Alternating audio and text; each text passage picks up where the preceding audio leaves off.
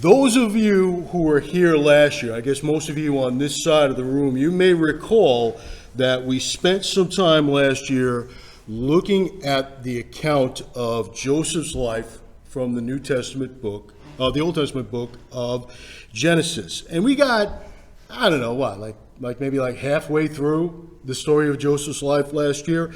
And I thought, you know what, man, there is so much good stuff from Joseph's life that we left on the table last year.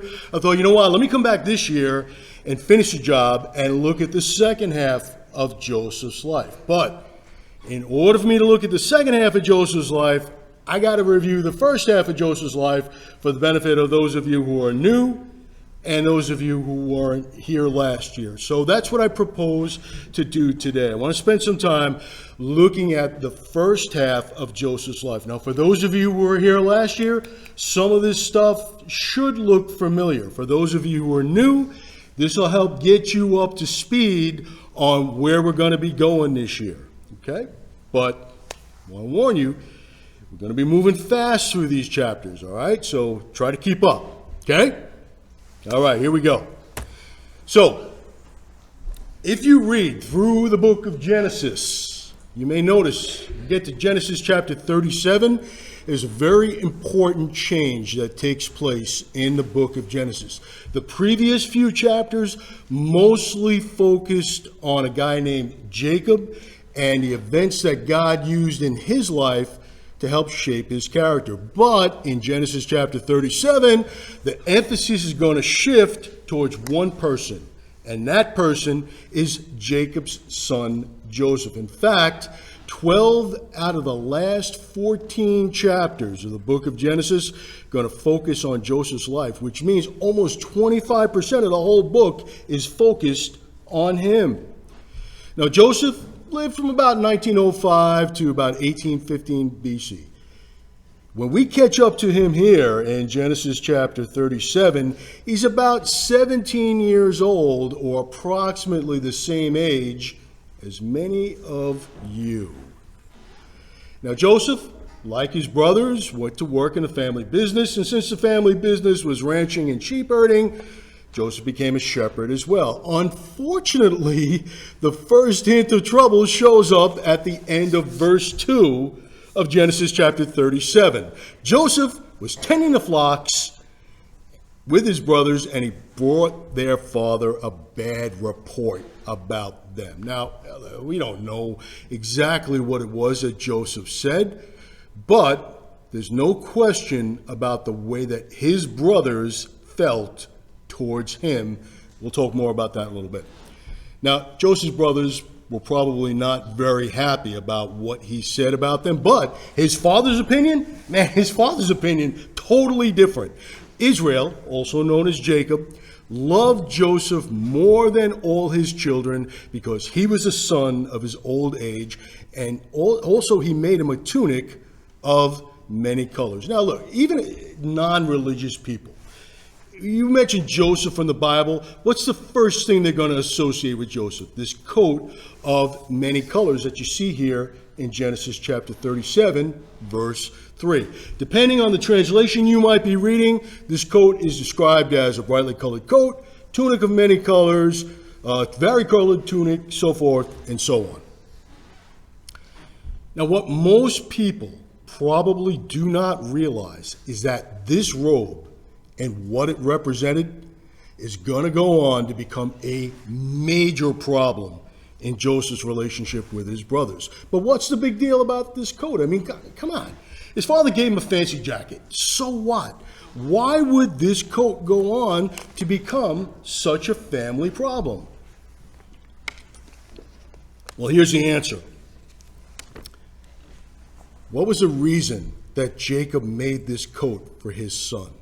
Jacob loved Joseph more than all his other sons. See, Jacob played favorites within his own family, and it was clear to everybody that Joseph was his best loved son. And every time Joseph wore that coat, it served as an unspoken reminder to his brothers that their father loved him more than he loved them. So that jacket played a big part in the way that Joseph's brothers felt towards him. And what made things even worse was that their father made it for himself and then gave it to Joseph. Now, the important thing to remember for later is that Joseph's brothers hated what that coat represented. Okay, when his brothers saw that their father loved him more than all his brothers, they hated him and could not speak peaceably to him. So the problem here is Jacob's attitude towards Joseph wasn't Joseph's fault, and it was wrong for his brothers to treat him in that manner. Listen, Joseph's brothers had no control over the way that their father felt towards him, but they did have control over their own response. And the way they responded to this situation was totally wrong. What they should have done is they should have exhibited the fruit of the Holy Spirit that you see in the book of Galatians: love, peace, patience, kindness, goodness, faithfulness, and so forth. And because they didn't do that, things are going to take a definite turn for the worse. Genesis chapter 37, verse 5. Now Joseph had a dream, and he told it to his brothers, and they hated him even more. So he said to them, "Please hear this dream which I have dreamed. There we were, binding sheaves in the field. Then behold, my sheaf arose and stood upright, and indeed your sheaves stood all around and bowed down on my sheaf." And his brothers said to him, "Shall you indeed reign over us, or shall you indeed have dominion over us?" So they hated him even more for his dreams and for his words. It doesn't appear that Joseph thought very much about how the act of telling his brothers about this dream might affect his relationship with them. Instead, he chose to speak freely about something that was guaranteed, to infuriate his brothers. Unfortunately for him, he decided to go ahead and do the exact same thing again. Then he dreamed still another dream and told it to his brothers and said, "Look, I've dreamed another dream. And this time, the sun, the moon, and the 11 stars bowed down to me."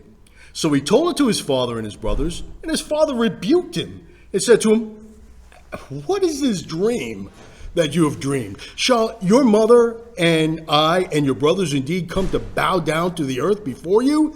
And his brothers envied him, but his father kept the matter in mind.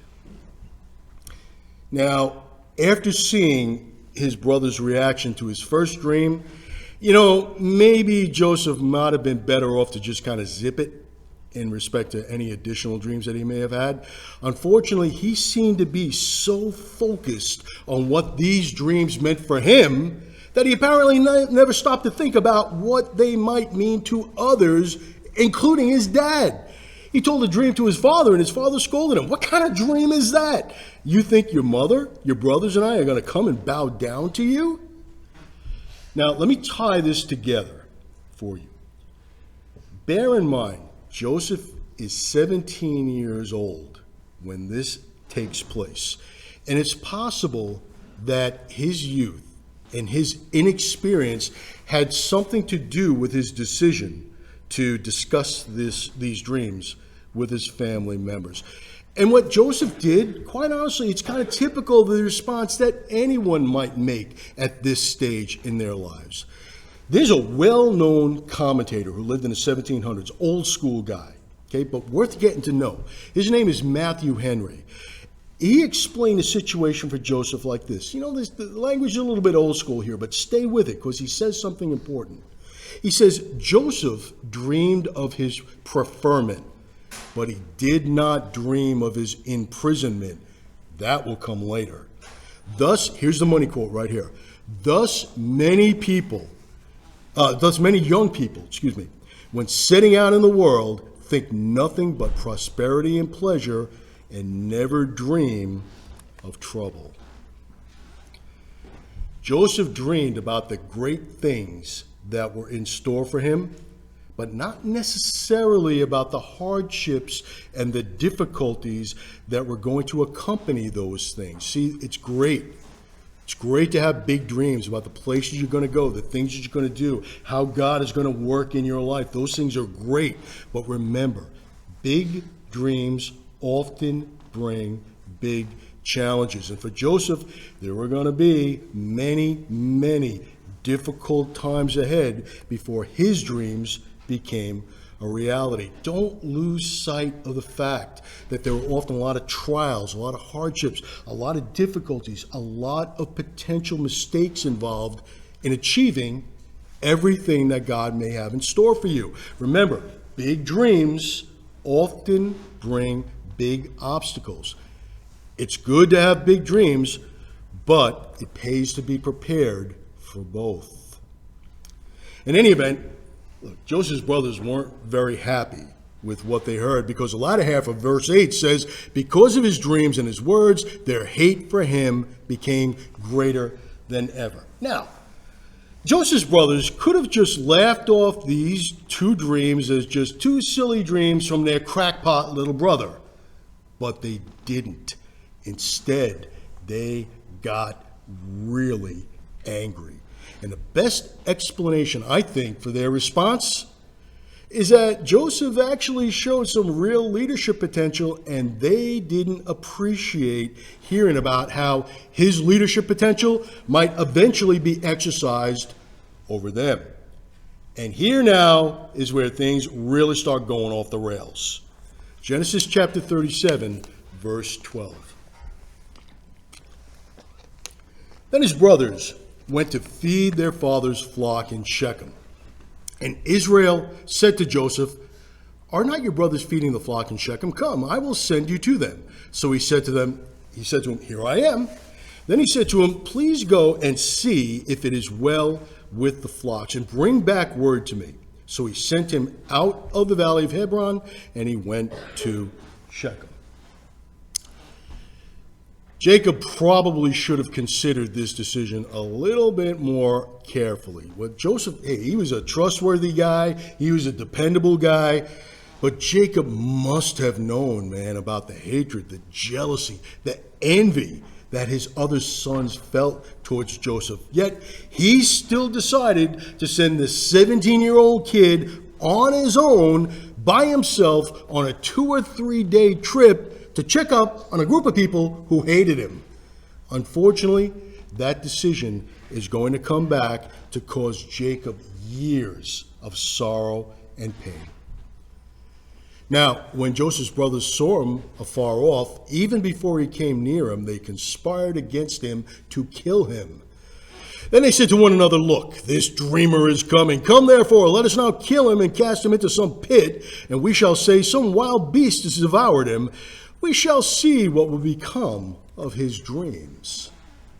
So now, all of those feelings of anger, of envy, of jealousy that his brothers felt towards him, now they're going to have a perfect opportunity to be expressed. Fortunately, one of Joseph's brothers decided to show a little common sense. Reuben heard it and delivered him out of their hands and said, let us not kill him.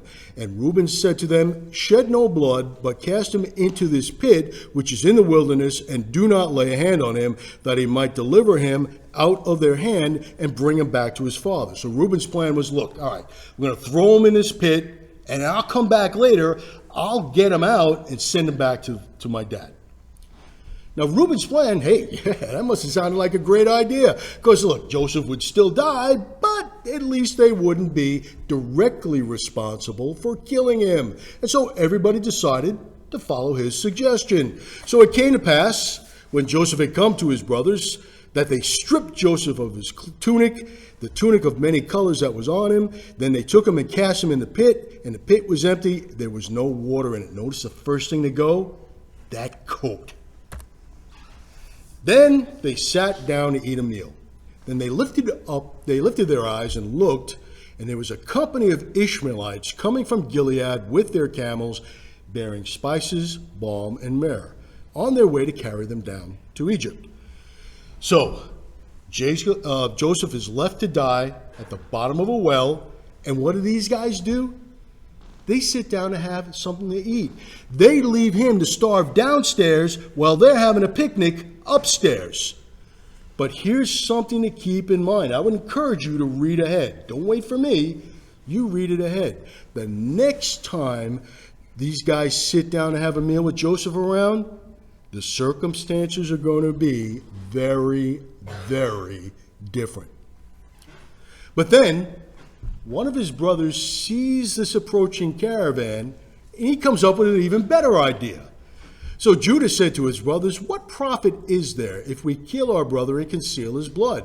Come, let us sell him to the Ishmaelites, and let not our hand be upon him, for he is our brother and our flesh." And his brothers listened. Then Midianite traders passed by, and so the brothers pulled Joseph up, lifted him out of the pit, and sold him to the Ishmaelites for 20 shekels of silver, and they took Joseph to Egypt. So Joseph's brothers succeeded in getting rid of him, but they knew that there would still be trouble over the fact that he was gone. There was one way for them to get out of that problem without telling their father the truth about what they had done.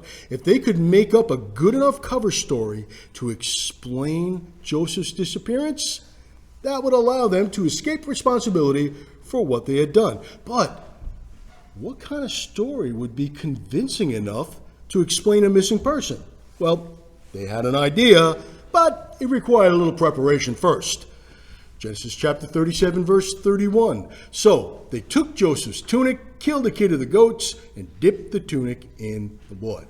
This is what we would call today a deep fake. All right? The first step in this plan to fake Joseph's death began with the creation of some evidence that would help support their cover story. That's what the goat was for. Joseph's brothers then took his coat of many colors and added one more color. That color was red, of the blood that came from his apparent death, or so their father was supposed to believe. Then they sent the tunic of many colors, and they brought it to their father and said, "We found this. Do you know whether it's your son's tunic or not?" So now, Jacob, Joseph's father, is in possession of this evidence, but instead of closely questioning his sons to make sure they were telling the truth, he immediately assumed the worst. And he recognized it and said, "It is my son's tunic. A wild beast." See, he starts filling in the blanks without them even having to help him. "A wild beast has devoured him. Without doubt, Joseph is torn to pieces." Then Jacob tore his clothes, put sackcloth on his waist, and mourned for his son many days. And all his sons and all his daughters arose to comfort him, but he refused to be comforted. And he said, "I shall go down into the grave to my son in mourning." Thus his father wept for him. So Jacob is convinced that he would never see his son Joseph again. However, this chapter does contain one last verse about Joseph that may not seem very important now, but will become very important later on. Now, the Midianites sold him in Egypt to Potiphar, an officer of Pharaoh and captain of the guard. This little detail is going to become very important for Joseph as well as his brothers when we pick up his story again in chapter 39, because that's when we get to meet this lady. Oh, you don't know who that lady is? Let's find out. Genesis chapter 39, verse 1 tells us that Joseph was purchased as a slave by a man named Potiphar after he arrived in Egypt. Potiphar's name means devoted to the sun. He probably served some type of Egyptian sun god like Ra. The verse also identifies Potiphar as the captain of the guard. Now, this means that Potiphar served as the commander of the security force that was responsible for the protection of the Egyptian ruler. His name was Pharaoh. And his master, Potiphar, saw that the Lord was with Joseph and that the Lord made all he did to prosper in his hands. Now, this is important because Potiphar was surely not a follower of the biblical God. But he was still able to recognize and understand the reality of God's existence through the example of Joseph. We know this because the scriptures tell us that Potiphar saw that the Lord was with Joseph. In other words, Potiphar learned about God from the example of Joseph's life. So the question for us, the takeaway for us is, hey, what are people learning about God from the example of your life? We then go on to read that God blessed Joseph with a nice promotion. So Joseph found favor in his sight and served him. Then he made him overseer of his house, and all that he had he put under his authority. So it was from the time that he made him overseer of his house and all that he had, that the Lord blessed the Egyptian's house for Joseph's sake, and the blessing of the Lord was on all that he had in the house and in the field. So, as amazing as it may sound, Potiphar trusted Joseph so much that he never even bothered to check up on him at all. So, Joseph not only acquired a good reputation, he also eventually rose to a position of great leadership and responsibility under Potiphar. But in doing so, he also caught the attention of someone else. See, verses 6 and 7 tell us, now Joseph was handsome in form and appearance, and it came to pass after these things that his master's wife cast longing eyes on Joseph, and she said, lie with me. See, there was a time when Joseph was just a nobody in Potiphar's house, but now things were different. Potiphar's wife took notice of Joseph, but in reality, she did a lot more than kind of simply observe that he was around. The original language used to write this portion of Scripture tells us that Potiphar's wife cast her eyes upon Joseph. If we were going to rephrase this in a more modern way, we might say that she looked Joseph up and down. And because Joseph was a good-looking, well-built guy, she definitely liked what she saw. Now, as you might expect, this put Joseph in a very difficult position. And to understand why, let's say that Joseph decided to take Mrs. Potiphar up on her offer. Well, that choice would involve a deliberate and intentional sin against God. It would also serve to undermine all the trust that Potiphar had placed in Joseph up to that point. But what if Joseph simply said no to her offer? What then? Well, in that case, Joseph ran the risk of creating a very powerful enemy in Mrs. Potiphar.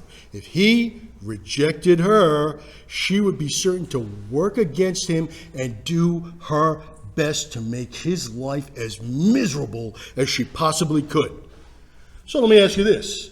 If you were in Joseph's position, what choice would you make? Well, for Joseph, there was no question about what his response was going to be. When the boss's wife invited him to be with her, he was quick to respond. He said, look, my master does not know what is with me in the house, and he has committed all that he has to my hand. There is no one greater in this house than I, nor has he kept back anything from me but you, because you are his wife. Notice now what happens next. Look at what he says next. How then could I do this great wickedness and sin against God? Where's his focus? His focus is on how he can't do this because it would be wrong in God's sight. So it's clear that a relationship with Potiphar's wife was not an option for Joseph. There were no debates, there were no discussions, there were no compromises of any kind.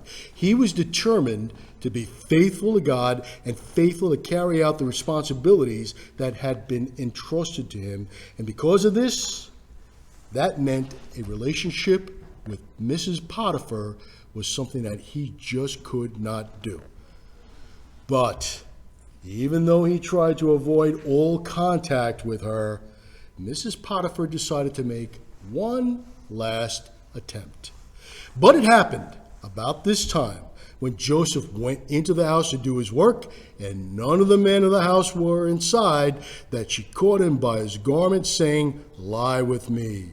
But he left his garment in her hand and fled and ran outside. Mrs. Potiphar was probably somebody who was used to getting her own way. And it may be that Joseph was the only guy who was willing to stand up to her and tell her, "No, we're not going to do that." Because of this, she may well have said to herself, "You know what? Nobody treats me that way. If Joseph isn't going to give me what I want, I'm going to make sure he pays." And the way she intended to make him pay was by accusing him of doing the exact same thing that he was trying to avoid. So she kept his garment with her until his master came home. Then she spoke to him with words like these, saying, "The Hebrew servant whom you brought to us came in to mock me. So it happened, as I lifted up my voice and cried out, that he left his garment with me and fled outside." Then Joseph's master took him and put him into the prison, a place where the king's prisoners were confined, and he was there in the prison. But the Lord was with Joseph and showed him mercy, and he gave him favor in the sight of the keeper of the prison. And the keeper of the prison committed to Joseph's hand all the prisoners who were in the prison. Whatever they did there, it was his doing. The keeper of the prison did not look into anything that was under Joseph's authority, because the Lord was with him, and whatever he did, the Lord made it prosper, just like his relationship with Potiphar. Now, why is this important? Well, it's important because Joseph had plenty of time to sit around in prison and think about what Mrs. Potiphar had done to him. Joseph could have become bitter. He could have become resentful as he thought about how unfairly he was treated.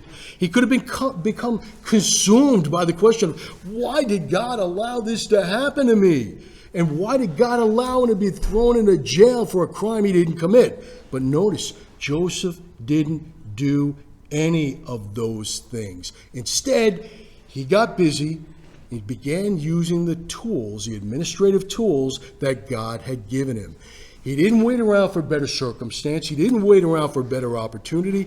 He simply did what he could where he was. And we're going to see how God eventually and dramatically changed his circumstances later on. Now, while he was in prison, Joseph met up with two of the Egyptian king's former officials, the king's butler and his chief baker.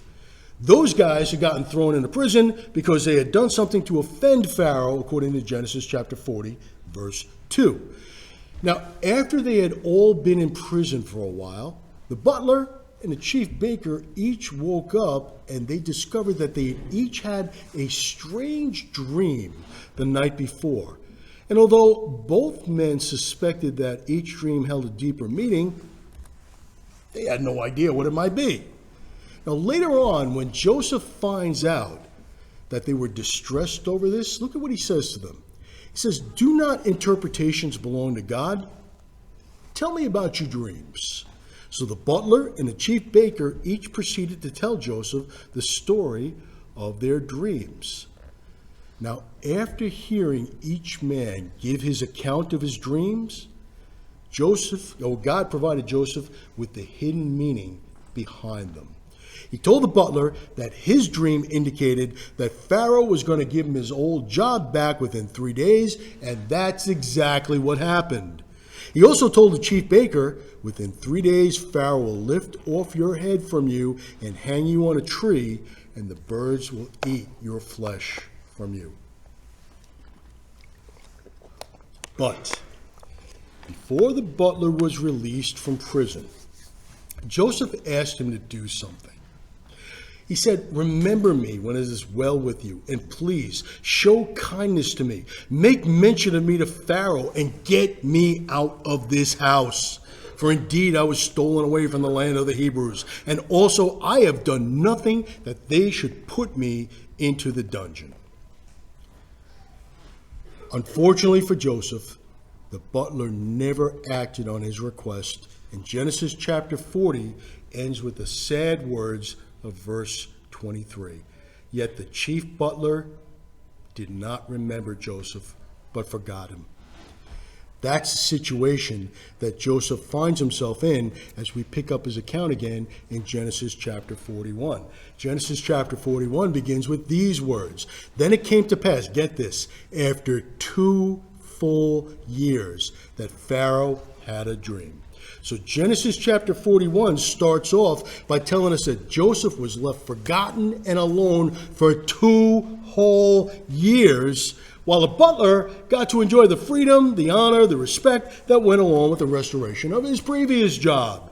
So, after 2 long years, man, day after day, month after month, year after year, Joseph lived out this dull, boring, monotonous existence.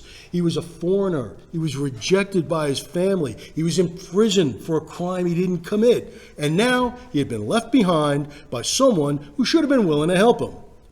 But then suddenly everything changed. See, if we want to give Genesis chapter 41 a title, we could call it The Attack of the Killer Cows. Why? It starts with a dream that Pharaoh had one night. Then it came to pass at the end of 2 full years, Pharaoh had a dream. Behold, he stood by the river. Suddenly there came up out of the river 7 cows, fine looking and fat, and they fed in the meadow. Then behold, 7 other cows came up after them out of the river, ugly and gaunt, and stood by the other cows on the bank of the river. And the ugly and gaunt cows ate up the 7 fine looking fat cows, and so Pharaoh awoke. So this image of these wholesome, vigorous cows, this would have been familiar to Pharaoh and anybody else who lived in that area during that time.